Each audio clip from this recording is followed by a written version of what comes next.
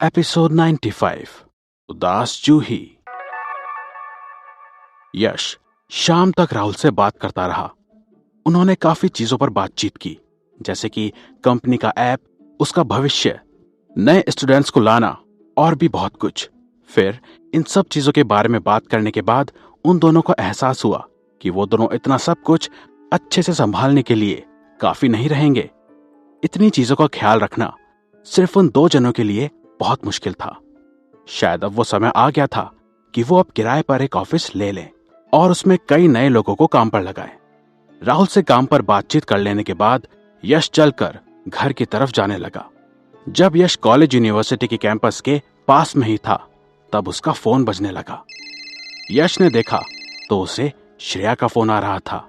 यश ने सोचा, श्रेया श्रेया मुझे क्यों फोन कर रही है, वो भी अभी? तभी यश को किसी बात का एहसास हुआ और उसे एक पल के लिए ऐसा लगा कि जैसे उसका दिल धड़कना बंद सा हो गया हो।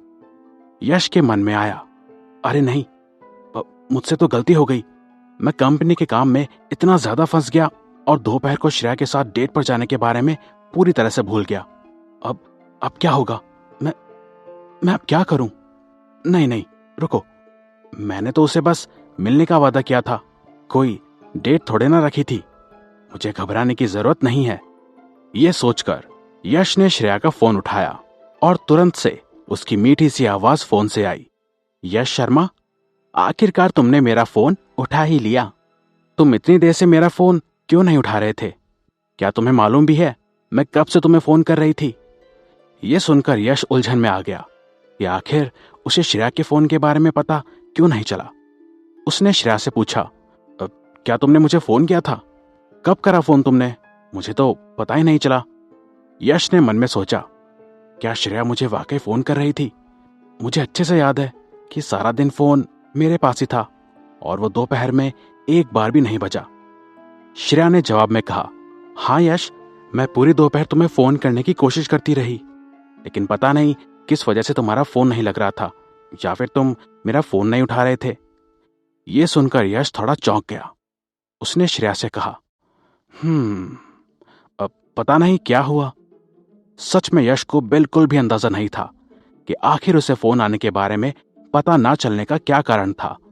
इस वजह से उसने ज्यादा कुछ सोचे बिना सीधा एक बहाना बनाकर कहा, शायद ये फोन के सिग्नल की वजह से हो रहा होगा। कभी कभी ऐसा हो जाता है और इसलिए फोन नहीं मिल पाता। श्रेया ने चैन की सांस लेते हुए कहा, भगवान का शुक्र है कि यह सिर्फ फोन के सिग्नल की वजह से हुआ। तुमने तो मुझे कुछ देर के लिए डरा ही दिया था। क्या तुम्हें पता है कि मैं कितना घबरा गई थी कि कहीं कुछ हो तो नहीं गया? फिर अचानक से श्रेया गुस्से से बोली, क्या तुम मुझसे दूर बचने की कोशिश कर रहे हो क्योंकि मैंने तुमसे मेरे साथ कैंपस सिंगिंग कंपटीशन में जाने के लिए कहा? बताओ मुझे, क्या ऐसी कोई बात है? यह सवाल सुनकर यश को थोड़ा अजीब सा महसूस होने लगा। उसने श्रेया को समझाने की कोशिश करते हुए कहा, अरे नहीं श्रेया, ऐसी कोई भी बात नहीं है। तुम तो मुझे बहुत गलत समझ रही हो। असल में बात यह है कि मेरा कुछ बहुत जरूरी काम चल रहा था और उसमें मैं इतना उलझ गया कि आज इस बात के बारे में पूरी तरह से भूल गया। मेरा काम बस अभी ही खत्म हुआ है।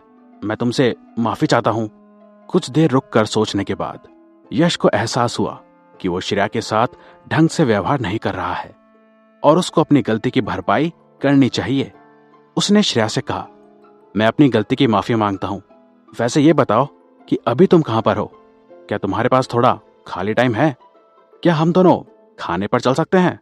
अपनी गलती की भरपाई करने के लिए मैं तुम्हारे खाने के पैसे दे दूंगा। मेरी गलती थी कि मैंने तुम्हें इंतजार करने के लिए छोड़ दिया। अगर तुम मेरे साथ चलोगी तो मुझे मेरी गलती के लिए कम बुरा लगेगा। यह सुनकर कि यश उसको इतना मनाने की कोशिश कर रहा है, श्रेया हंसने लगी और यश से हंसते हुए बोली, अब ये हुई ना बात। अब जाकर तुमने मुझसे सही से बात करी है। मैं कॉलेज यूनिवर्सिटी कैंपस के अंदर ही लेक्चर बिल्डिंग के पास में खड़ी हूं। तुम जल्दी से आ जाओ।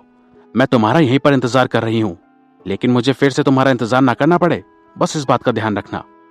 यश ने श्रेया का फोन काटा और बिना कोई समय बर्बाद करे भागा भागा कैंपस की ओर चला गया। कैंपस के रास्ते में यश को अचानक से महसूस हुआ कि वो बहुत ज्यादा वर्कोहॉलिक बन गया है, यानी उसके लिए उसके काम से बढ़कर अब कुछ नहीं था। जब वो अपने काम में व्यस्त था तो वो काम में इतना डूब गया था कि उसे समय का पता ही नहीं चला। ये सोचते सोचते यश को याद आया कि श्रेया ने कहा था कि उसने यश को कई बार फोन किया था, लेकिन फिर यश को पूरी दोपहर में एक बार भी श्रेया का फोन नहीं आया। आखिर क्यों? क्या उसके फोन में सच में कोई नेटवर्क की दिक्कत थी या फिर कुछ और बात थी? इस बात पर अपने मन में विचार करते हुए और इस बारे में सोचते हुए यश ने अपनी जेब से अपना फोन निकाला और एक बार फिर उसकी स्क्रीन पर टैप किया। फिर वो बोला, जूही, कहां पर हो तुम? मुझे दोपहर के समय में कई बार फोन आ रहा था। ये बताओ कि मेरा फोन क्यों नहीं बजा? और तुमने मुझे बताया भी नहीं कि मुझे किसी का फोन आ रहा है। आखिर बात क्या है? एकदम से फोन की स्क्रीन पर हवेली अंदर से दिखने लगी। यश ने हवेली के अंदर आसपास देखा तो उसे जूही दिखाई दी। जूही वहां एक कोने में बैठी हुई थी और उसने अपना सिर झुकाया हुआ था और बहुत ज्यादा उदास लग रही थी, जैसे कि कुछ बहुत बुरा हो गया हो। यश ये देखकर थोड़ा चौंक गया, लेकिन इससे पहले कि वो कुछ बोलता, जूही ने सिर झुकाए रखते हुए कहा, मास्टर, मैं बहुत दुखी हूं। मुझको बहुत बुरा महसूस हो रहा है। इस वजह से मैं फोन नहीं उठाना चाहती थी, इसलिए मैंने चुपचाप उसे बजते रहने दिया। ये सुनकर यश हैरान हो गया। उसके मन में ख्याल आया, अरे ये क्या हो रहा है?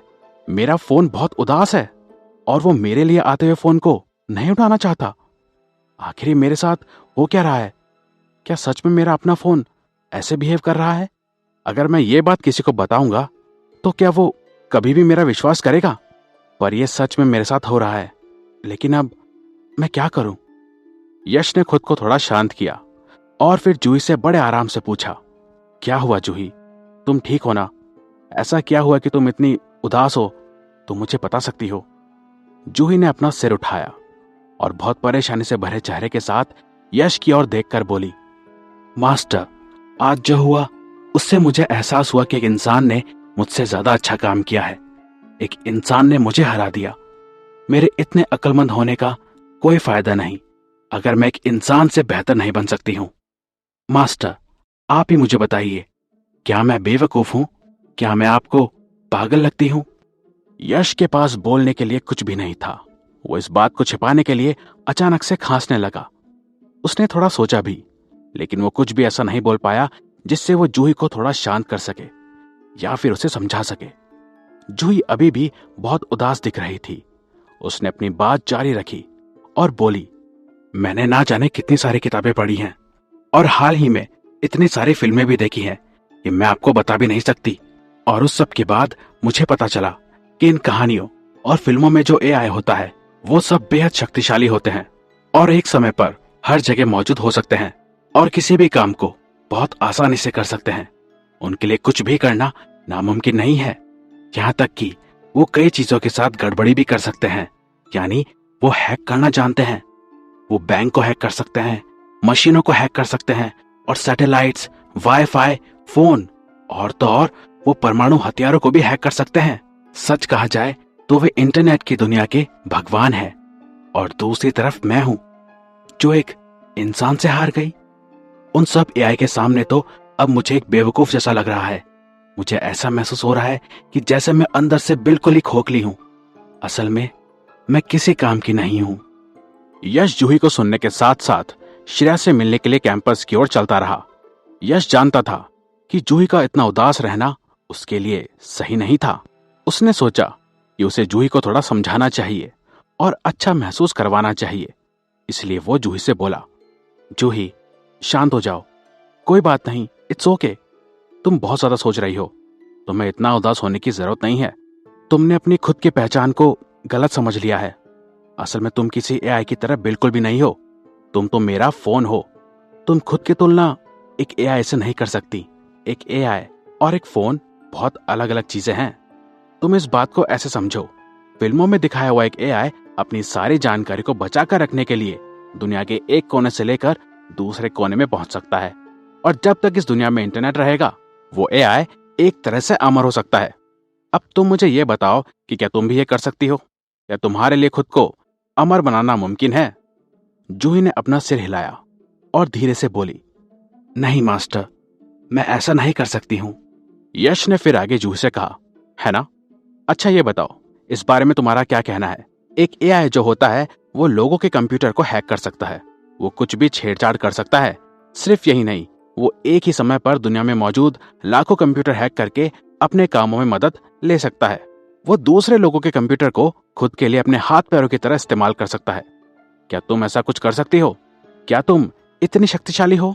जूही ने फिर से एक बार झुककर अपना सिर हिलाया और बोली, नहीं मास्टर, मैं ऐसा कुछ भी नहीं कर सकती हूं। तो मैं सही कह रहा हूं ना? सच कहा जाए तो तुम एक इंसान से इतनी कुछ ज्यादा अलग नहीं हो। मैं और तुम लगभग एक जैसा ही हैं। बस बात इतनी सी है कि तुम्हारा शरीर जो है वो फोन है और फोन की जो चिप है वो तुम्हारा दिमाग। और इसके अलावा क्योंकि इस फोन की चीजें बाकी दूसरे फोन से काफी बेहतर हैं, इसलिए तुम बाकी सबसे काफी बेहतर हो। तुम खुद की तुलना ऐसे किसी एआई से नहीं कर सकती हो, क्योंकि तुम एक एआई हो ही नहीं। क्या तुम मेरे फोन को छोड़ सकती हो? और क्या तुम अपने दम पर जी सकती हो? जरा सोचकर बताओ मुझको। ये बिल्कुल ऐसा ही है कि जैसे एक इंसान अपने शरीर को नहीं छोड़ सकता। जूही ने सुनना शुरू किया। इसलिए यश ने कहा, लेकिन एआई की तुलना में तुम स्पेशल हो, और मेरे लिए तो बहुत ही स्पेशल। तुम बहुत अच्छी हो और बहुत ही होशियार भी। तुम एक रियल लिविंग बीइंग हो। तुम चीजों की कल्पना कर सकती हो, उनके बारे में इमेजिन कर सकती हो, चीजों को बना सकती हो, और यहां तक कि चीजों को महसूस कर सकती हो, जो तुमको असीम संभावनाएं, मतलब कि इनफाइनाइट पॉसिबिलिटीज दे सकती हैं। इसका मतलब यह भी है कि तुम असल में एक रियल इंटेलेक्चुअल फॉर्म या उसी का एक रूप हो।